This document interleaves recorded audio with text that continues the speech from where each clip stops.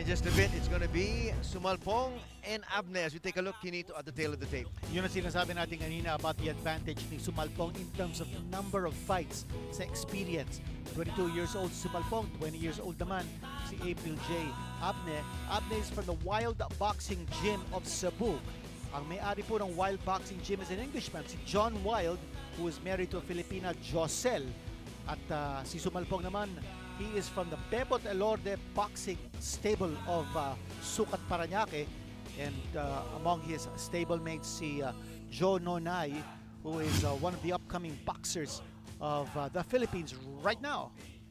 Let's have the boxers into the ring. Ilang bagyo rin ang kanyang sinalubong para makarating sa mundo ng boxing. Magaling talaga na bata yan. Pero siya talaga ang pinakamagaling sa kanila. Dahil hindi ko na inakala na ganun yung technique o suntok niya, paano siya mag-counter. Dahil magaling talaga, malakas pa, at saka madaling turuan din ang bata yan. Lahat ng mga gold medalist dito sa Cebu, halos natalo niya. Ngayon, hindi maipagkakaila ng sinuman ang nag-uumapaw na talento ng magilas na Cebuano. Challenge to sa akin kasi sila lahat mga defeated, kaya dito masukat yung hanggang saan yung galing ko sa boxing. Marami na rin ang nagsasabing siya na ang nakatakda para kuhanin ng korona sa flyweight category. Tangan ang mga inspirasyon at kahangahangang abilidad sa labanan. Handa ng kuhanin ni April J. Abne ang kampyonato.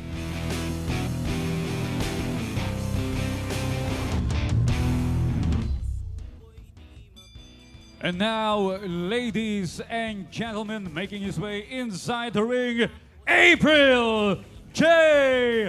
Abne! There he is, one of our finalists here in the flyweight division. And with him is his cornerman, the former WBF welterweight champion Don Sultan. He won that championship in Singapore many years back.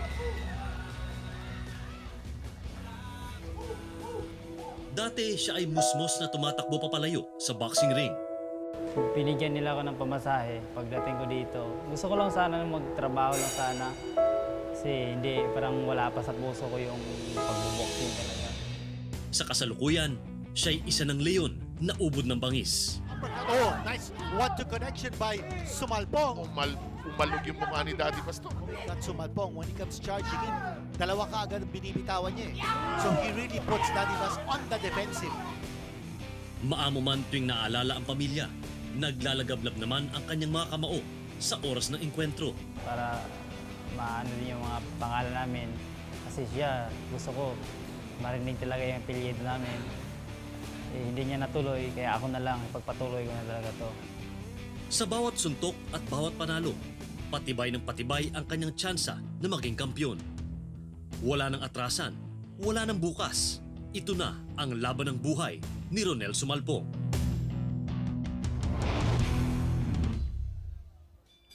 And now, entering the ring, here is Ronel the Hawk Sumalpong!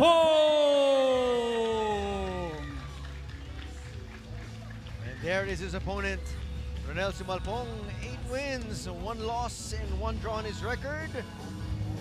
A little bit more experience, Kinito. That's right, the youngest of 5 children. And meron siyang isang kapatid, si Rolly Sumalpong, who is also a pro. His career has been going up and down. And si Ronel Sumalpong wants to make up for his brother's shortcomings. ESPN 5 in association with Jerry Penn's Boxing Promotions is proud to present UBS Kamaong Pinoy Flyweight Finals. At ringside, the 3 judges scoring this contest will be Jojo Lianera, Al Lianeta, and Gerald Bosig. And inside the ring, in charge of the action, referee Alfie Jocosol. And now, ladies and gentlemen, it's about to go down.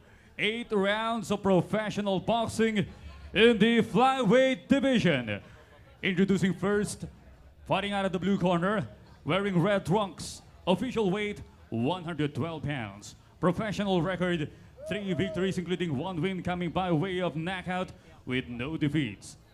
Fighting out of Wild Boxing Gym from Mantikau, Misamis Oriental, here is April J. Abne!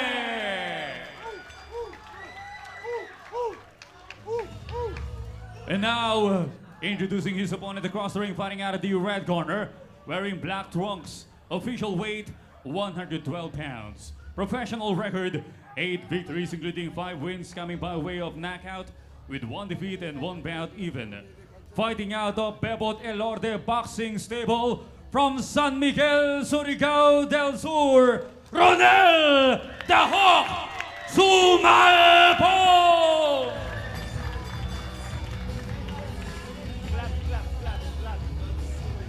This is it. What the fans have been waiting for, isa doon sa ating dalawang finals. Ito ang ating Pinoy Flyweight Finals. Scheduled for 8 tayo. And for Abne, this is his first 8-rounder. In fact, he's only had 3 fights under his belt. And the first fight was a 4-rounder, and the next 2 fights were 6-rounders. While si Sumalpong, this is also his first 8-rounder. Nakaka-4 na 4-rounders na si Sumalpong at 6 na 6-rounders. So let's see just how much gas they do have left if it does go to the latter part of this match. 8 rounds. Round number 1, nakita natin si Abne in the red shorts. Ang kanyang kalaban na si Malpong is in the black with the yellow trim. Big difference in reach. Si Abne has a 67-inch wingspan compared to only 62 3/4 for Sumalpong. Laking diferensya. Let's see if he's able to take advantage, Kinito. Ito, nagalit na tuloy yung third man na rin natin. Well, may nireklamo yung isa sa mga boxers natin at nagalit na nga si referee Alfie. He says, I want to see some action. Probing once again here as expected. Medyo nagpe-pacing na rin itong dalawang Kinito because they know and they're expecting this might just go the full route, which is 8 rounds. Very stylish si Abne, no? He draws from his very rich amateur experience. Nice combination punching there coming from Abne. You think that can offset yung inexperience naman niya sa pro ranks, Kinito? I think so. I think yung kanyang experience being an amateur, yan ang dinadala niya rito. But of course, amateur, ibang estilo eh, sa pro. Not to mention the fact that in the pros, like today here, you can see these 2 boxers will go 8 rounds. Trying to force the action early. Tama, sabi mo, Kinito. Trying to answer back, and that combination really not going to do anything for Abne. But again, liking to fight from within, from a distance. Use that reach advantage Kinito just mentioned at the start of this bout.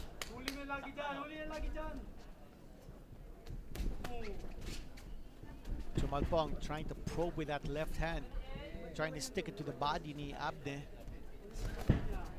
Both fighters orthodox. Opting to lead off once again with their lefts. Magalaw si Sumalpong, huh? He's moving around the ring, moving around in circles. That's right. Abne has just positioned himself right in the middle. Yeah. And now is trying to be the aggressor. 30 seconds remaining sa ating unang round. Wala masyadong aksyon. That's going to make it difficult here for the judges. And now, both fighters wanting to convince the judges to give them round number 1. Nice defense there by Abne. A little bit of showboating here by Abne. Binababa yung kanya mga kamay. Pag siya natamaan. Last 10 seconds. Walang susuntok after the bell. Final 10 seconds. Not too much action here, but you can see the aggressiveness from both fighters. Magandang hapon, Pilipinas. Welcome back to the UBS Flyweight Finals here. It's April J. Abne laban kay Ronel the Hawk Sumalpong. This is round number 2. We expect the action to pick up a little bit more here as round number 1 was a feel-out round more than anything else. Anthony Sutay here together with the Dean, Kinito Henson. Hindi sigurado lang nila, medyo madulas daw, sabi ni referee Alfie. And I think he wants to make sure that there will be no untoward incidents. Sigurado lang niya yung safety ng dalawang fighters dito, Kinito. Let's take a look at some of the highlights of round number 1. We talked about itong si Ronel being the aggressor, has come in and has landed a few shots, but has also paid the price. Ito na ang ating up man on the instructions of our referee. Just making sure that there will be no slipping in the center of the ring. Okay. Ready? Ready? Timing! Bang! And we're good for round number 2. Once again, if you're just joining us, Abne in the red, and we have Sumalpong in the black with yellow trim. And Anthony, napansin natin sa round number 1, si Sumalpong moving around the ring, trying to get Abne out of his rhythm, tapos bigla siyang susugod. And that kind of misdirection, that kind of confusion is something that Sumalpong hopes will give him an advantage over Abne. But when he circles the ring, talking about Ronel, he is moving into that power right hand of Abne. Let's see if Abne takes advantage of that now, moving over to the left side, which is actually to his right side, which is smarter. Again, staying in the center of the ring, si Abne, tulad ng ginawa niya most of round number 1. Next combination there coming from Abne. And I think Sumalpong really needs to make a brawl out of this. Abne is just too slick a fighter from distance. Well, he is scoring. Yun, naunahan naman siya ni Sumalpong. Good left there from Ronel. And you know, for me, that's the only way Sumalpong will win this fight. If he's able to bring the fight to Abne and make Abne miss with those shots. Abne likes to control the fight from distance because of his long reach. Parang technician itong si Abne, no? Yeah, because of his amateur background, kitang-kita natin, no? Maganda ang galaw niya. Very studied movement. Always leading off with a left jab. And so the key dito is to throw Abne out of his rhythm. Merong comfort zone si Abne, and Sumalpong just needs to be able to be unpredictable para hindi mabasa ni Abne ang galaw niya. Well, he's trying to lunge in. He got it. 1-2 punch. Trying to lead off with the right. And now, this is the brawl everybody has been expecting. Ito po ang ating finals for the flyweight division. Maganda yung composure dito ni Abne, ha? And then, Sumalpong trying to push that left hand into the face of Abne. Maganda yung pag-counter ni Abne. Papasok si Sumalpong, and then he lashes back. He recoils with the right hand. And there you go again. 1-2-3 combination coming from Abne. That is going to be the end of round number 2. Well, everybody has been talking about these two bouts, the finals for the flyweight and the bantamweight. At saka mamaya, syempre, yung laban ni Carlos Cesar Peñalosa. Maganda yung konsepto as far as UBS is concerned. Nabanggit mo nga, Anthony, si Jerry Peñalosa conducted tryouts in Manila, Davao, and Cebu. Over 100 hopefuls showing up. And out of the 100 hopefuls, 20 were brought to Manila to engage in the eliminations and then now the finals of the UBS. And standing, last 2 men standing, I see Abne in the red trunks. Kanyang kalaban si Sumalpong. They call him the Hawk. The black with yellow trim. This is round number 3. So far, so good. It has been for Abne. He has controlled this fight. But Ronel, always with a smile on his face, feels that he's got in the better of the exchanges, the power punches. Well, Sumalpong that time came charging in. All Abne had to do was to take a step back. Biglang nag-off balance si Sumalpong. So good adjustments on the part of Abne, anticipating yung aggressiveness ni Sumalpong.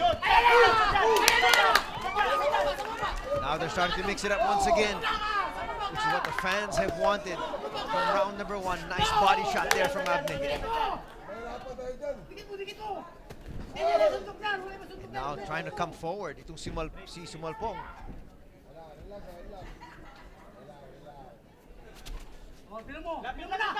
Slip there from Abne. There has been a really slick portion there in the ring. And again, back to probing. Kita mo si Abne just waiting for his opportunity to try that left-right combination. Now leads off with the right. Almost 2 minutes gone sa ating round number 3. And very basic ang ginagawa dito ni Abne, no? Leading off with that left jab, couple of left jabs, and then he throws that right hand.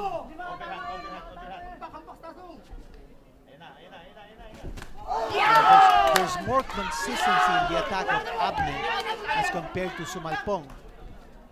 Well, he has looked like a more impressive of these two fighters, but Sumalpong does have that power punch.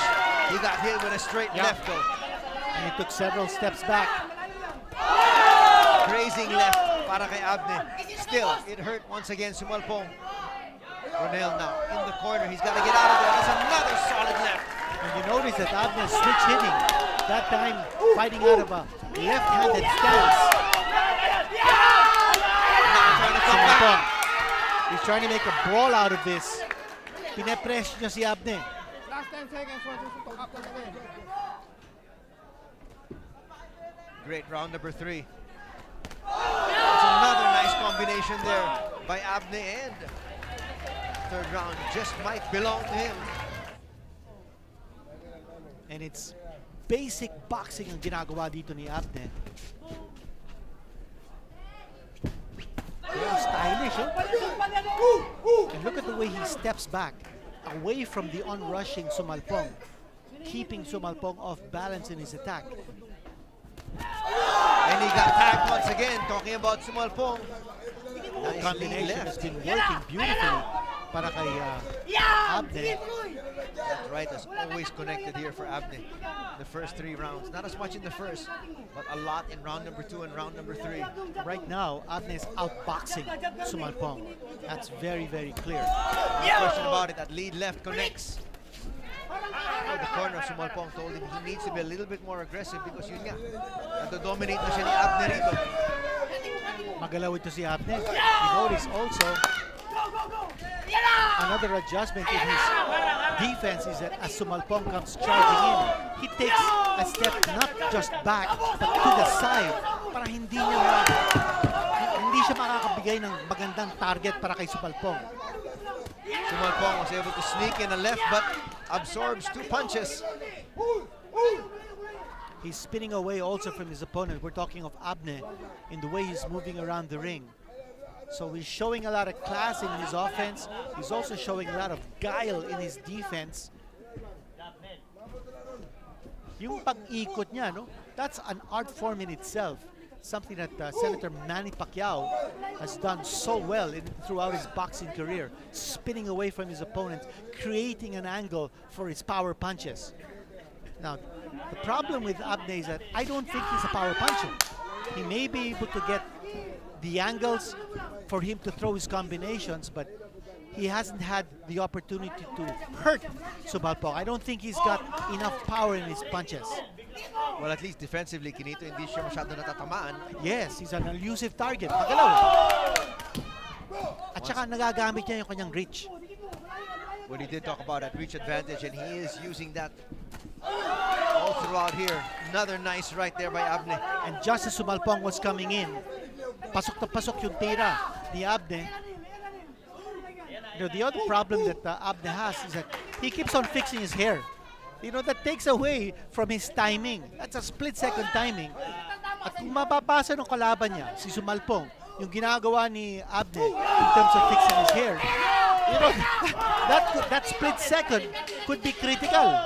Final 10 seconds of round number 4. Lahat dapat tingnan mo eh. Let's see if Sumalpong's corner picks up on that one.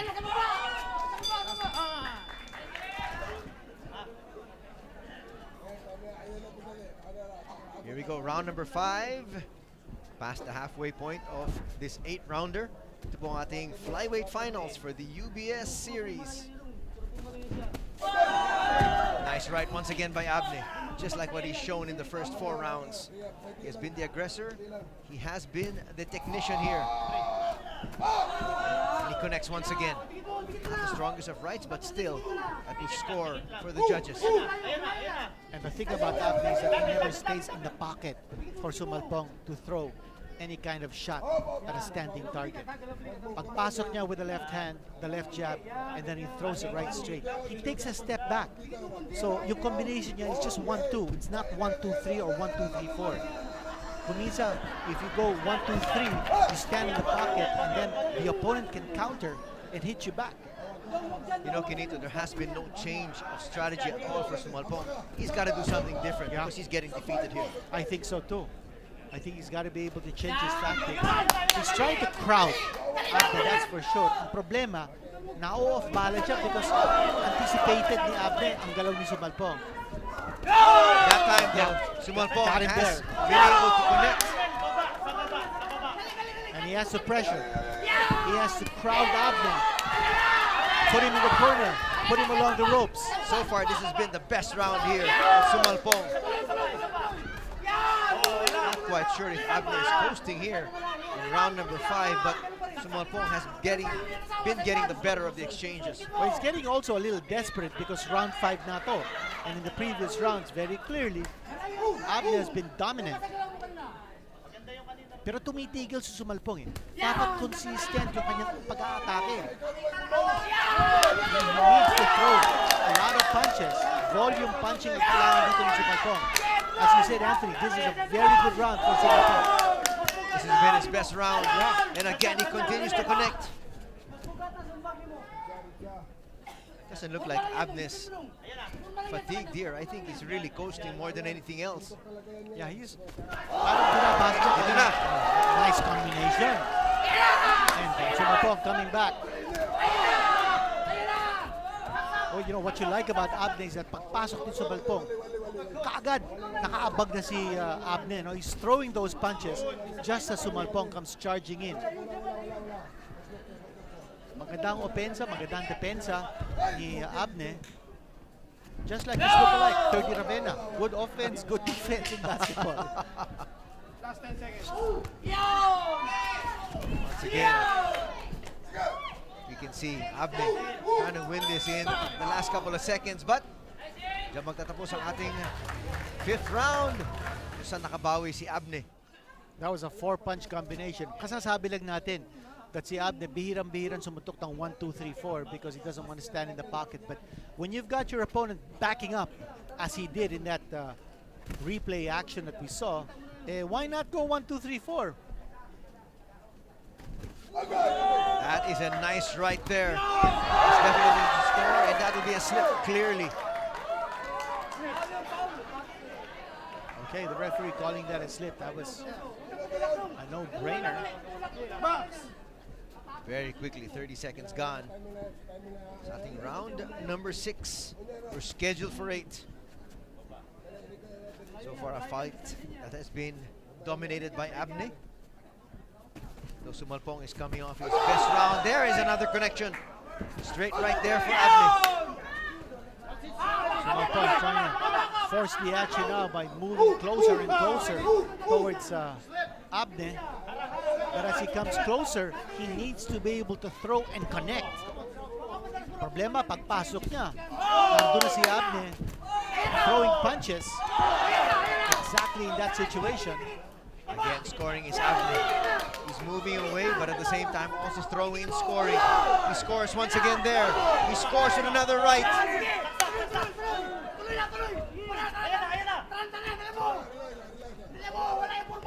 Then lowering his hands. That left jab has been a constant para kay Abne. And just when Sumalpong is expecting the left jab to come in, biglang aatake si Abne with a right hand. And you know, that unpredictability gives Abne tremendous advantage sa laban.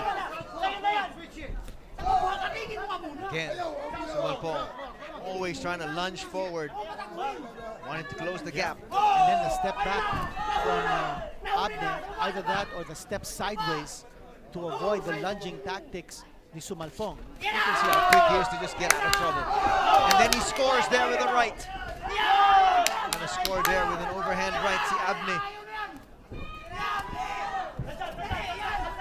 40 seconds remaining here in round number 6. And he continues to pommel his opponent. You know, he's almost like a matador. You know, he's waiting for the ball to come charging in, then taking a sidestep and then throwing a punch while the ball passes him by. Ganda ng tactics at adjustment dito ni Abne. Parang basang-basa niya yung galaw ng kalaban. Final 10 seconds here.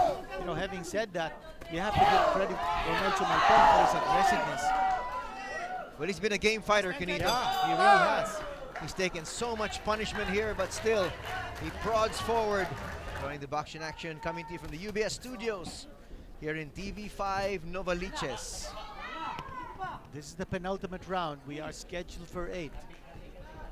Now, we also wonder, ano kaya ang stamina ng dalawang boksingero, no? Because this is the first time they're fighting in an 8th round. First time they're in a seventh round of a fight.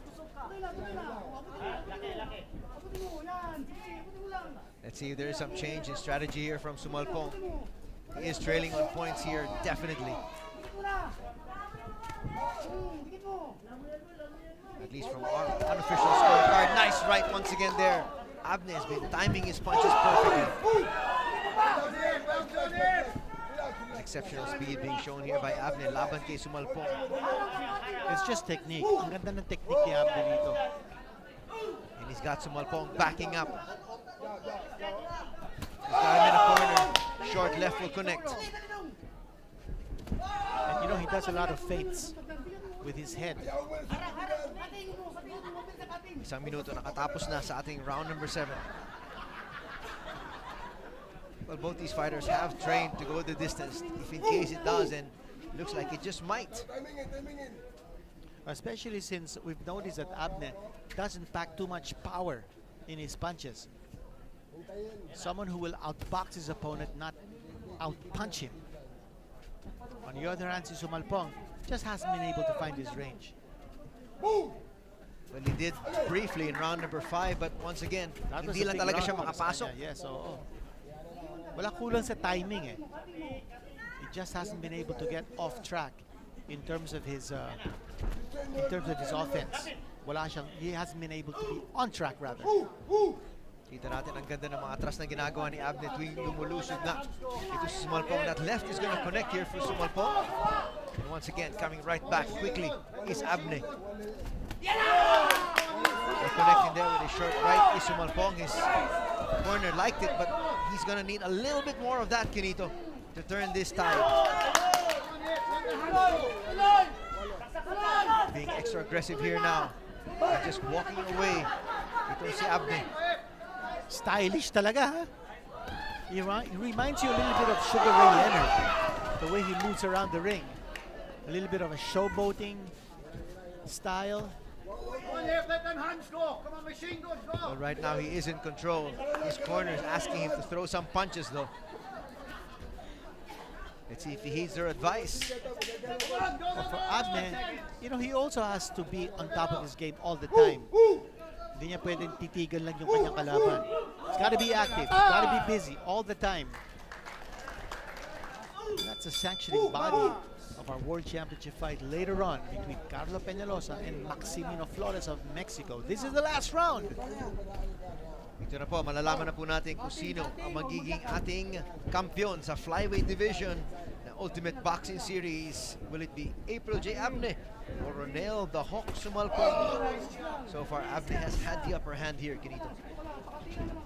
And Abne now going to his quickness and his lateral movement. he probably feels and he probably knows that he is ahead on points. But you know, again, even if you think you're ahead on points, you've got to be aggressive. You've got to be on top of your opponent all the time and be consistent. When he connects there. Now Sumalpong letting it all hang out in the balance. Why not? I This think is he the needs a final knockout. round. Kailangan niya ng knockout dito. He's able to score a knockdown. It will make this fight even more interesting. It may not be enough to turn the tide, but it is, as you said, will give him some momentum as far as the judges are concerned. In that 7th round, it looks like both fighters use it as a feeling round kung kakayanin lang matapos yung 8. Now they've got to give it all they've got, leave it all in the ring. Again, the same pattern dito, no? Pinapapasok ni Abne si Sumalpong and then he sidesteps or takes a step back and then he counters and catches Sumalpong as he comes charging in. Past the halfway point of our 8th and final round. Interesting that isa sa mga tinalo ni Abne on the way to the UBS final, si Joseph Bayubay, gave Sumalpong a hard time when they fought. That ended up a majority draw, but Sumalpong went down in the 6th round in that fight against Bayubay, a fighter who Abne beat on the way to the finals. Abne once again trying to showboat here a little bit. Actually short left. Sumalpong has been extra aggressive here in the final round. Under 40 seconds. And it looks like this fight will go to the judges.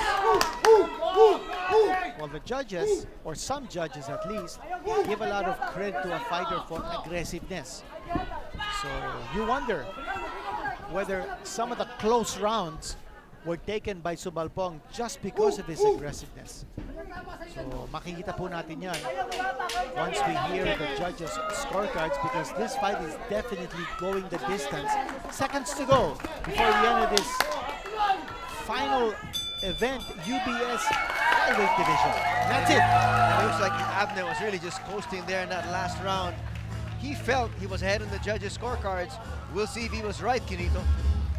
And his chief cornerman, John Wild, the owner of the Wild Boxing Gym, already there inside the ring to congratulate his ward. Well, they gave him the thumbs up. We'll see if the judges do agree with him.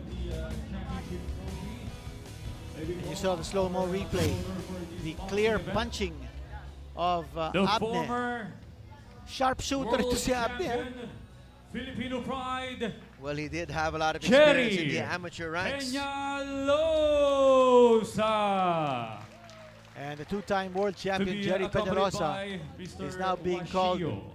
inside the ring to award the trophy and championship belt for the first ever UBS flyweight champion. And here we go, our promoter, the man behind UBS, Jerry Peñalosa, entering the ring. Yan ang ating belt na ibibigay sa ating magwawagi ngayon sa hapong ito. Ang unang flyweight champion ng UBS, Kamaong Pinoy. Ronel Sumalpong.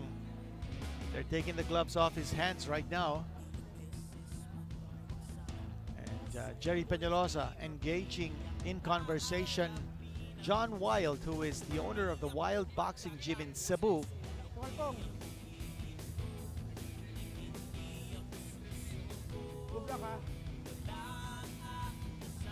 And the friend of Jerry Peñalosa, the Japanese Kosuke Wasio, is in the ring as well. Balikan natin yung mga aksyon. Yung nakakatapos lang na laban. Ito yung mga patama ni Abne. That's pinpoint precision. Yeah, Kinito. picture perfect. Let's now turn it over to Audrey.